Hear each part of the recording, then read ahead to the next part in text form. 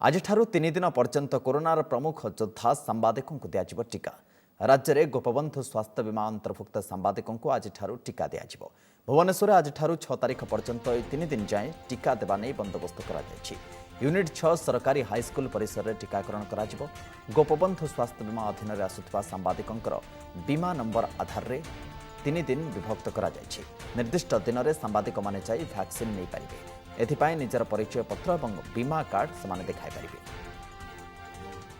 आज 3 दिन पर्यंत कोरोनार प्रमुख योद्धा सांबादिकों को दिया टीका।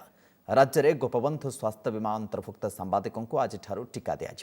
भुवनेश्वर आज 6 तारीख पर्यंत 3 दिन जाए टीका देवा नहीं बंदोबस्त करा यूनिट 6 सरकारी हाईस्कल परिसर में टीकाकरण करा गोपबंधु स्वास्थ्य बीमा अधीन में आसुवा सांबादिकों बीमा नंबर आधार में 3 दिन विभक्त करा निर्दिष्ट दिन में सांबादिक माने जाई वैक्सीन नहीं पारे। एथिपाई निजर परिचय पत्र और बीमा कार्ड से देखाई पारे।